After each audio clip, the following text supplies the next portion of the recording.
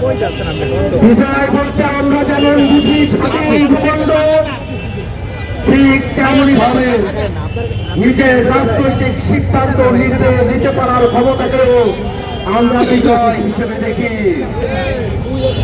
কিন্তু ৭১-এর ১৬ ডিসেম্বরের পর থেকেই বাংলাদেশের রাজনৈতিক সিদ্ধান্ত বাংলাদেশের রাজনীতিবিদরা নিজেরা গ্রহণ করবে, ভারতের দাবিদাররা সেটা সহ্য করতে পারে নাই।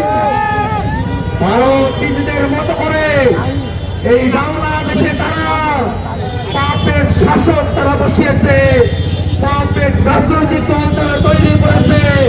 সেই রাজনৈতিক দলগুলোকে তারা ফুটিয়ে ফাঁপিয়ে বাংলাদেশে ১৬ বছর ধরে তারা বেশিরভাগ দায়ের করে রেখেছিল।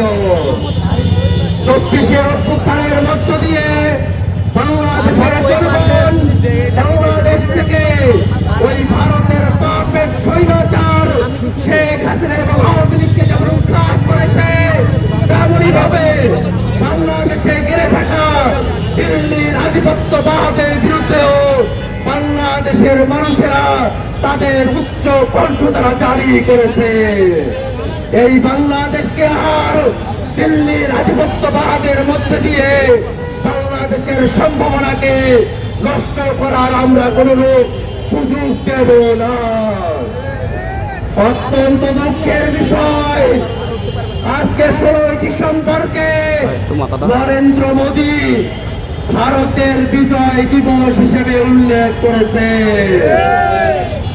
বাংলাদেশের স্বাধীনতা, বাংলাদেশের বিজয় দিবসকে, বাংলাদেশের জনযুদ্ধকে, বাংলাদেশের মানুষের সংগ্রামকে ভারতের বিজয় হিসেবে দেখানোর মধ্য দিয়ে নরেন্দ্র মোদী দৃশ্যত ইতিহাস বিকৃতি করেছে।